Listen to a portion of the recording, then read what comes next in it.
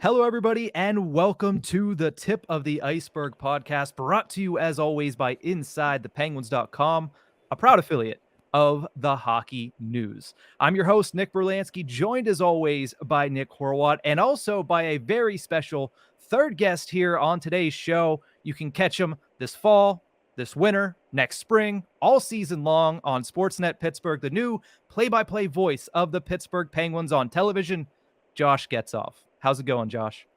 What's up, guys? That sounds pretty cool. I like that title, so I'm excited about it, and I appreciate you guys having me on. Thanks for having me.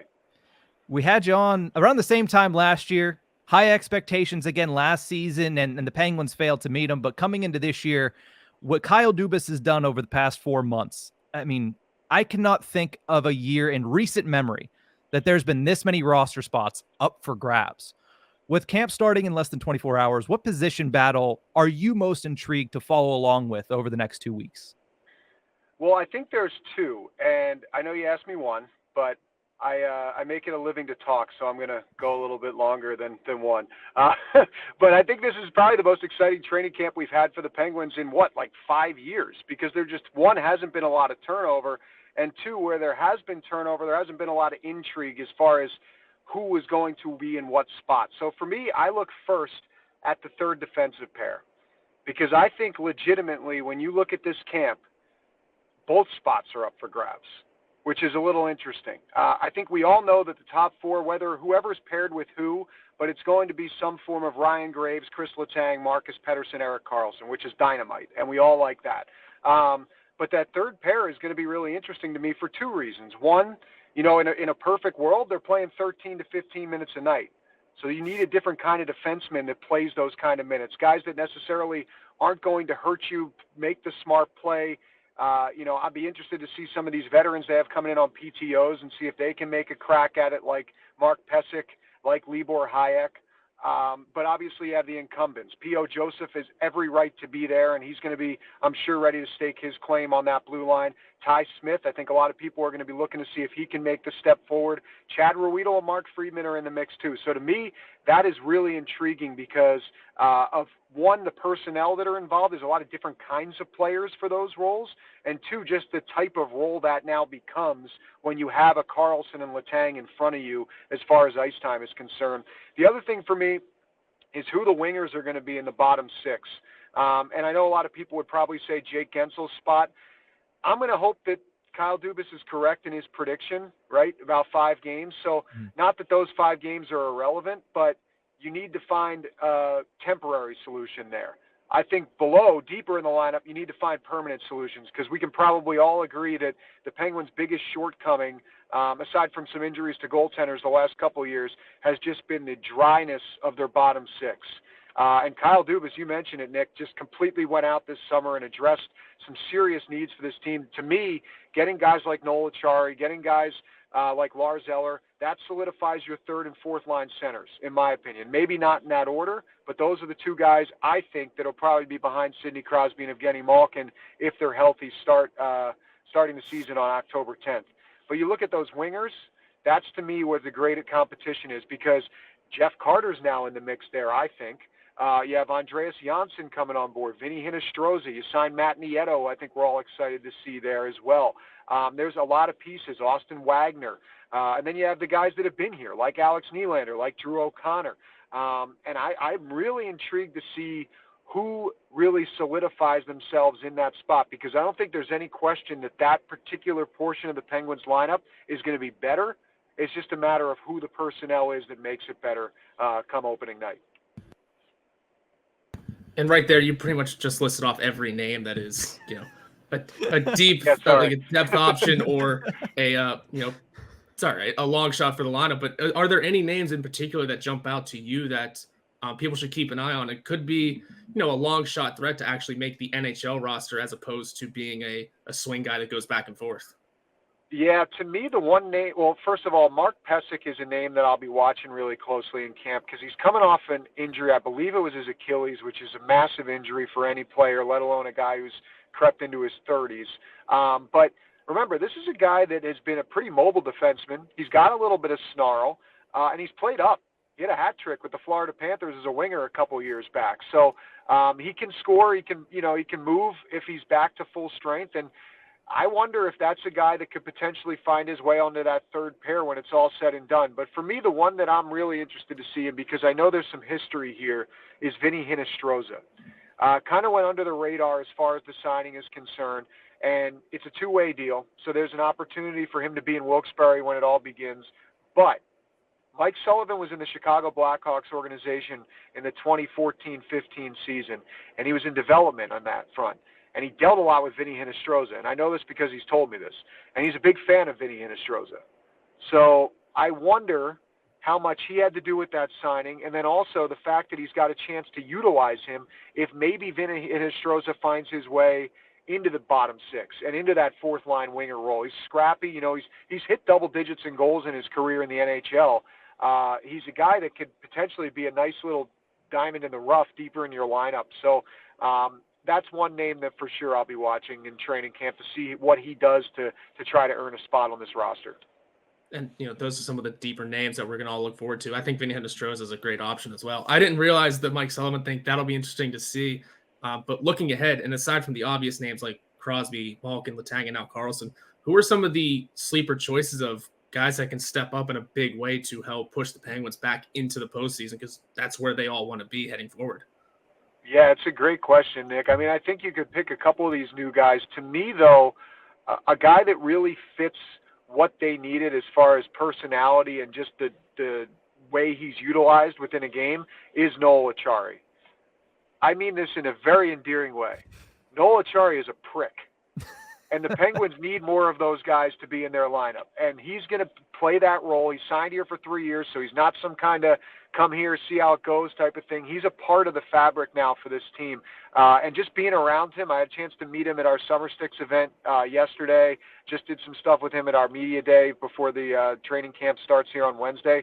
He's built like a brick house. He's a strong guy. So he's not the biggest guy, but he's a strong guy. And he and Kyle Dubas obviously cultivated a relationship during their brief time together in Toronto. And I look at him and I see a guy that's going to come into this lineup. He kind of knows his role. He's a bottom six guy, potentially a fourth line center guy. He's going to get a lot of defensive starts, but he knows how to play that style of game, and he's going to play on the penalty kill. And that's huge. Like, these guys that understand their role as a bottom six player is very important for the Penguins having to understand a team identity. So Noel Acciari, to me, I think is a really big pickup. And let's not forget, you look at the defensive side of the game, you look at the scrappiness, both things that are needed and both things that I think we all like about him. It wasn't that long ago in Florida, the guy potted 20 goals. One of the big things was obviously, bottom six, and we saw that, and we talked about that so much in this interview already, but also Erik Karlsson and the defense has been completely overhauled. And when Erik Karlsson initially moved the first time from Ottawa to San Jose, a lot was made out about how he didn't mesh well with Brent Burns when he first got to San Jose. So do you think there's a danger of that happening with Kris Letang as well in Pittsburgh? I think that there's always a danger of that when you have a lot of guys that are alphas being converged in one room, but I'm going to err on the side of hope with a guy like Erik Karlsson, that he's coming on board here and he understands that this core has been in place. Now, don't get me wrong, the guy's the reigning Norris Trophy winner for a reason, 100-plus points last year. I think we all know that he is a stud and a superstar, and that's why we're all excited to have him here.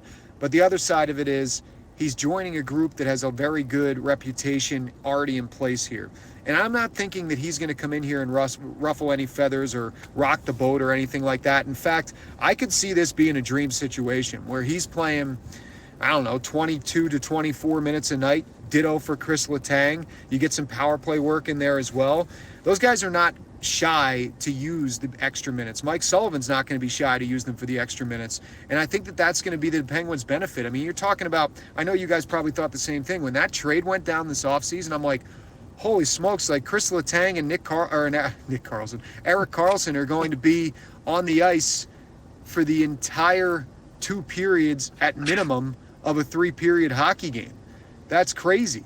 And that's such a luxury. And you're not just playing guys out there that are good. You're playing Hall of Famers. And I think that makes a difference. Yeah, that's going to be huge going forward for this team. It'll be awesome to see. If bare minimum, bring fans into the seats, but we want to transition to you talking about you and the your transition out to the television side of things. First of all, obviously, congratulations are in order. We're all sending you big ups for it. But we're wondering if you could pull the curtain back a little bit and let us know what the last few weeks have been like for you with this whole process from Pittsburgh Sportsnet Pittsburgh, sorry, and then now you're transitioning to the TV booth. Yeah, you'll get it down. We're still getting it down too, Nick. No worries. Yeah, Sportsnet Pittsburgh. We're excited. So our first broadcast is going to be on October 2nd, which is actually the Nova Scotia showdown with the Penguins and the Ottawa Senators. As I understand it, that game's going to be on Sportsnet Pittsburgh here in Pittsburgh, but also on NHL Network and also on TSN in Canada. So we're making a debut internationally, which is exciting, a little nerve-wracking, but it'll be fun. We'll have a good time. The last few weeks have been really a whirlwind, but also really exciting. As you guys have seen, Fenway Sports Group and purchased the rights to AT&T Sportsnet. So I know there's still some legal reasons why that hasn't totally transitioned over yet. I think the Pirates still playing has a lot to do with that because AT&T Sportsnet is still working and still on the air. But Sportsnet Pittsburgh is what it will be called starting on October 2nd when we have that first broadcast. Don't quote me on this, but I'm pretty sure it'll stay the same channel. For wherever you got AT&T Sportsnet, I think it's just going to literally flip in name. But the location's not going to change. I know they're working on some streaming options. A lot of people have been asking about that. So hopefully we'll have some details on that, before October 2nd and in the coming days and weeks. But the people that are involved that we know for sure, myself, Haley Hunter, who I just had the chance to meet at our media day.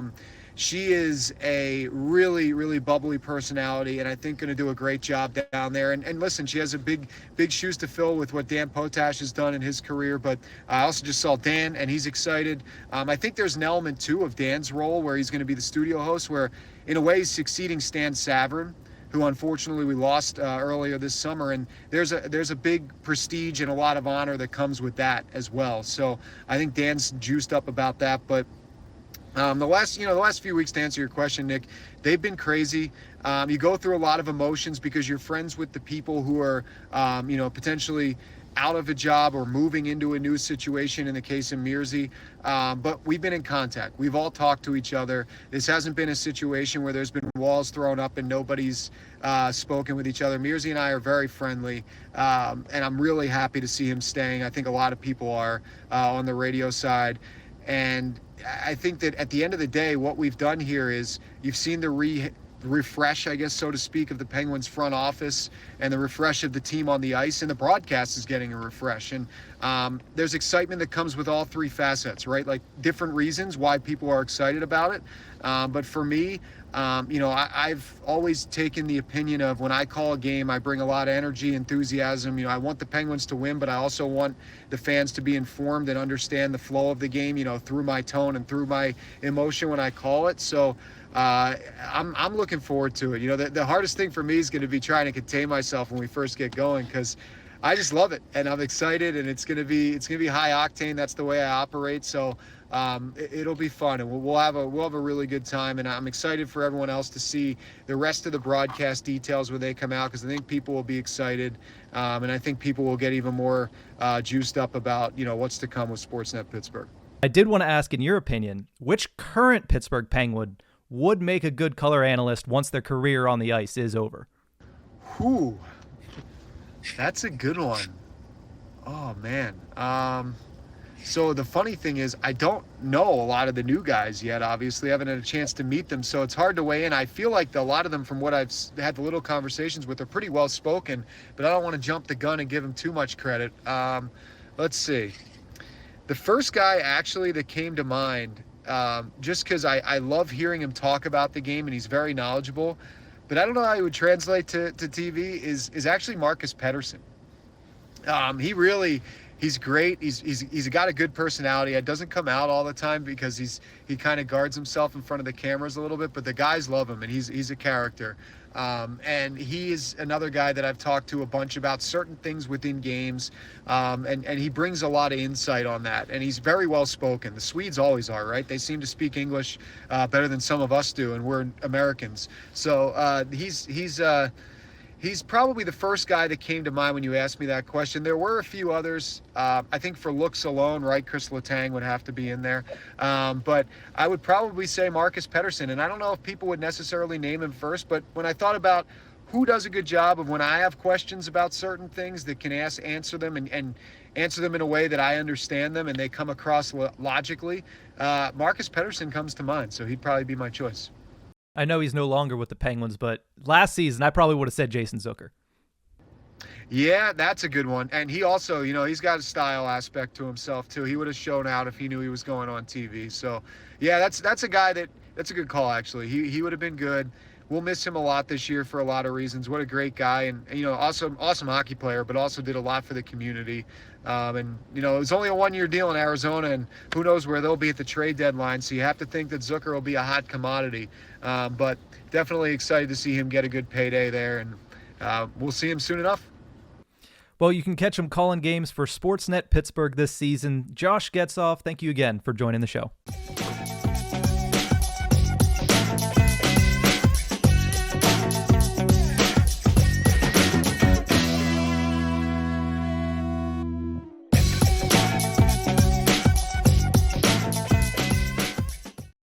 Welcome back to the Tip of the Ice-Burgh podcast, brought to you as always by InsideThePenguins.com. Again, I'm Nick Brlansky. That's Nick Horwat. Huge shout out again to Josh Getzoff for joining the show, and congratulations to him. And just as we got off the air with Josh, because pull the curtain back a little bit, we talked to Josh on Wednesday. We're recording this portion of the podcast on Thursday, but literally 20 minutes after we finished with Josh Getzoff, it was announced who's going to be joining him in the broadcast booth, and it is a bevy of former Penguins that will be joining him throughout the season. Phil Bourque and Josh Getzoff, a dynamic duo over the past couple of seasons on radio. We will get to see them on Sportsnet Pittsburgh as Bourque will pull double duty from the radio broadcast booth. Interesting to see who's going to take his spot when he moves over to TV, who will be alongside Steve Mears. Maybe it's Staggy. Maybe it's our good buddy Brian Metzer. We'll have to just wait and see, I guess. But also in that rotation is going to be Colby Armstrong and Mike Rupp. Of course, Colby Armstrong, former Pittsburgh Penguin, early Sidney Crosby era days, and currently a member of NHL Network. No, he's Sportsnet. He did some time on NHL on TNT this past season. And of course, people know him from Chiclet's Game Notes as well. So he will be taking the broadcast booth with Getzoff, and as well as Mike Rupp, who was on NHL Network, still is on NHL Network. And he does That's Hockey Talk with the Pat McAfee Sports Podcast Network, whatever they call it. It's Pat McAfee's little conglomeration out there in Indianapolis. But that's the trio, not to mention, for those who were concerned, Jay's Telestration will be back as part of the broadcast this season. Jay Caulfield returns in the same role that he has held since 2005. And that's the big one, right? No, it's great that all those the cool part about all four of those names is that they're not necessarily new hires. They're kind of extended roles, and they're all familiar faces, all names that we had brought up before, aside from Caulfield, but we knew he was a studio guy. Mm-hmm. But I mean, when we were having the discussion of who's going to be the next, TV color guy, we mentioned both Rupp and Armstrong. So I don't want to say that these were the obvious choices. They're just the right choices. They're good names to bring into this fold on a more consistent basis. And do we think Getzoff knew whenever we were talking with him and was just keeping it quiet? Because I believe so. It was that quickly. Like Brlansky had not Brlansky had not started editing the interview. Whole thing yet. The interview, whenever I got the email, and we both got the email, I should say, saying what the rundown was going to be. Excuse me. And more names might still be coming out.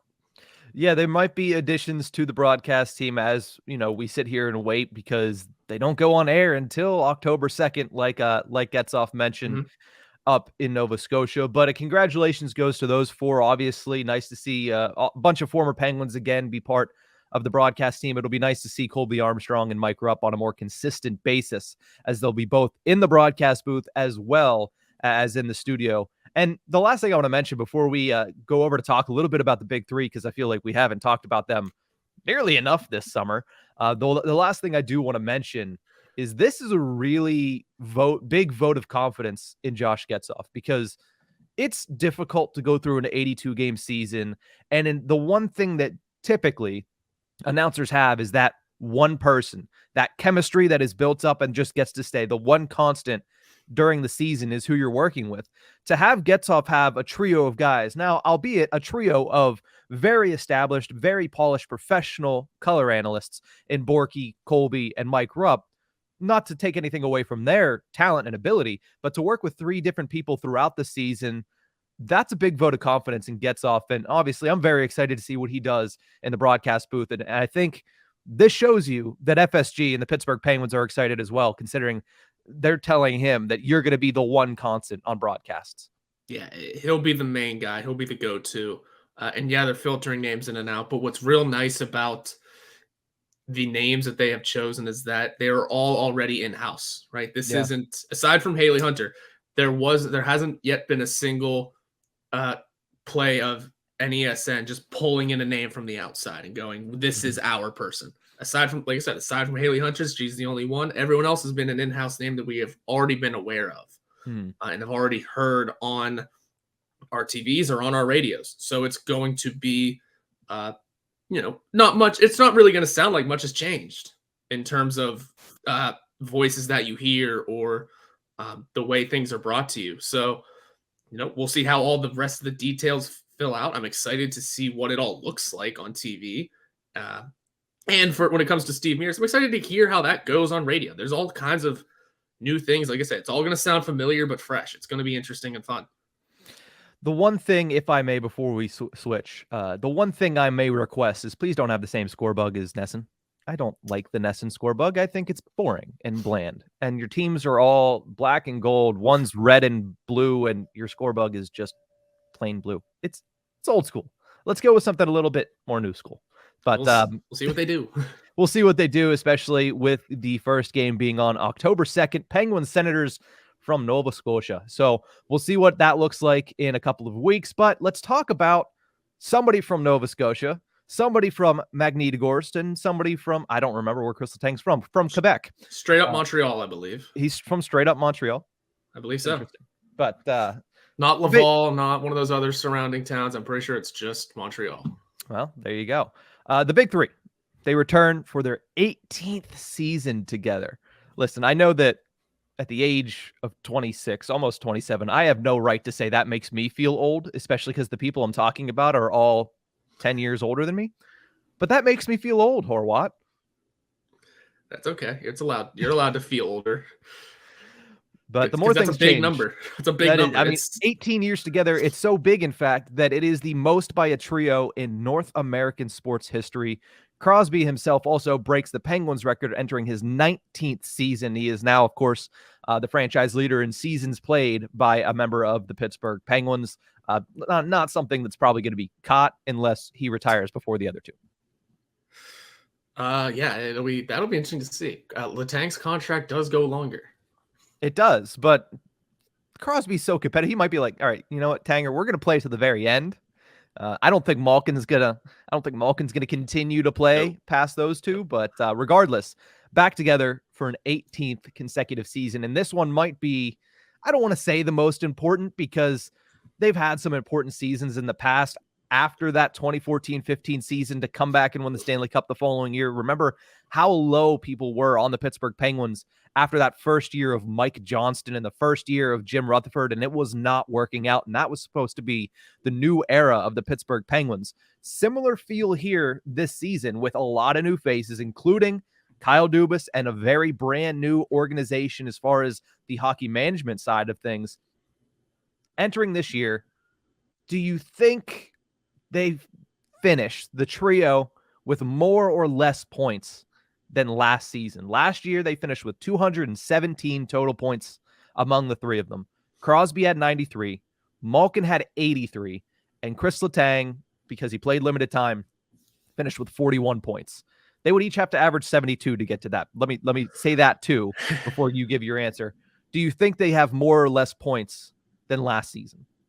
I'm going to say more, just because I'm of the belief that all three of them will exceed the number that they hit last year. I don't know by how much. All they need to do is hit 218 for this to work. Mm-hmm. And I'm fairly certain Sidney Crosby can and will fight for at least 90 points again, maybe push 95. Don't know about 100, but there's a lot of discussion out there that he might be able to hit it one more time. He might be able to throw his name into the Hart Trophy race if he's able to keep up, especially keep up points-wise with guys like McDavid and Draisaitl. There's a lot of that discussion out there, and, if Sidney Crosby is nothing if not consistent and also hungry to really win this season. Malkin will be a little bit more difficult to hit that number again. But if he ends up spending a ton of time with Erik Karlsson, there's no reason why his numbers shouldn't inflate this upcoming season for one more really good run under his belt. And if Letang is able just to remain healthy and on the ice all season, there's no reason why he couldn't exceed 41. That was just pretty easy. That one to me is easy. I think Kris Letang is the reason that these guys actually beat that number this year, because like you said, I expect Crosby to come out and have another really, really good season. I think that the three of these guys are extremely motivated entering the season, not to mention the fact that, two of them played all 82 games last season.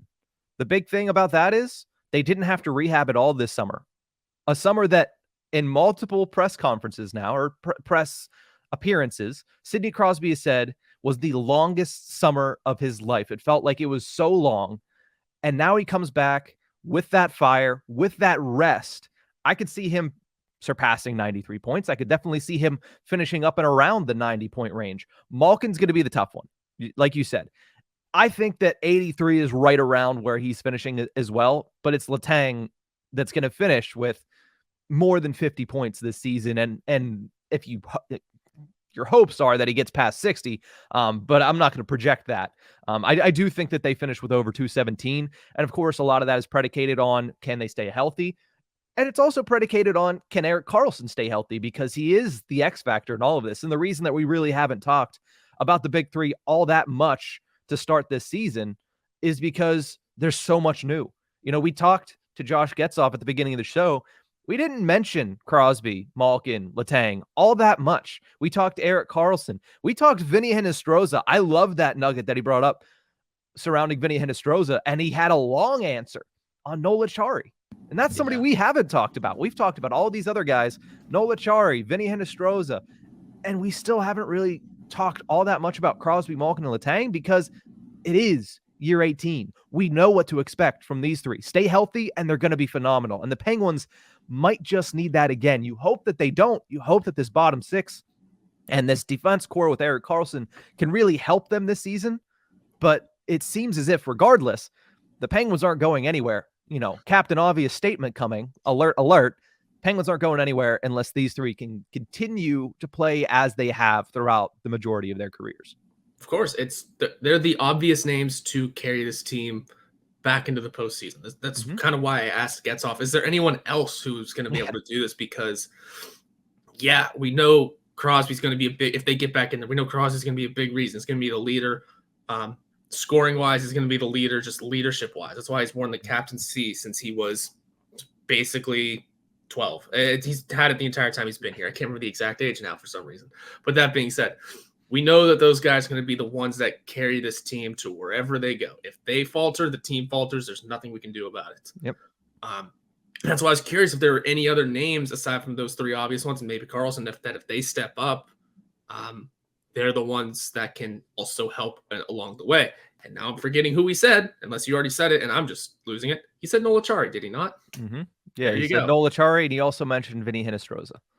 Yeah, so and those are all names to watch along the way. Hinostroza's spot in the lineup isn't guaranteed yet, but just that nugget that, Josh Getzoff told us, he's a Sullivan guy, first of all. That's huge. Yeah. We all know this. That's a big up right there. If he's a Sullivan guy, that goes a long way.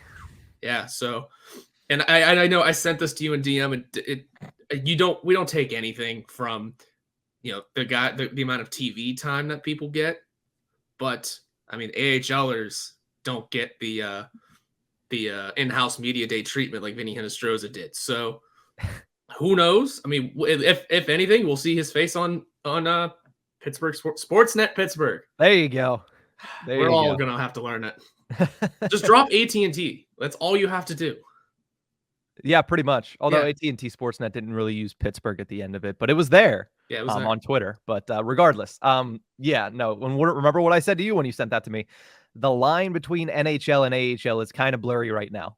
Yeah, so I'm not sure you can consider him an AHLer until he's officially sent down, if he is indeed officially sent down. But it would be a surprise to me if he makes the NHL roster out of camp. That would be a training camp surprise. And with that, we're going to take a quick break. When we return, we'll give you our biggest surprise at Penguins training camp.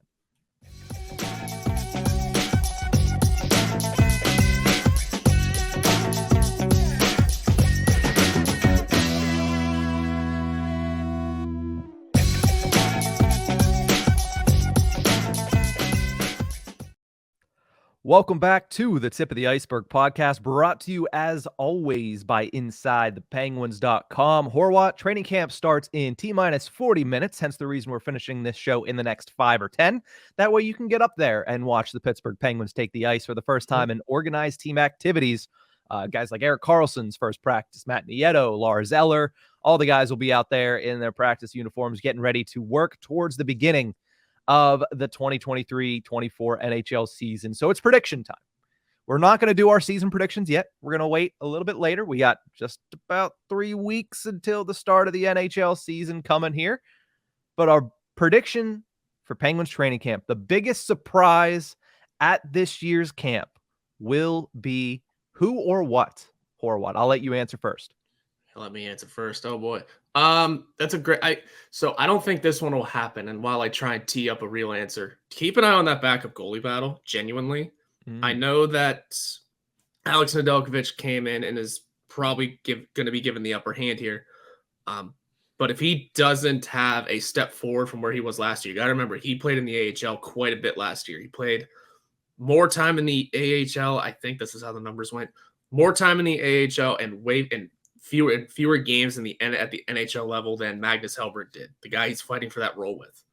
Not that that's the obvious answer, but keep an eye on that.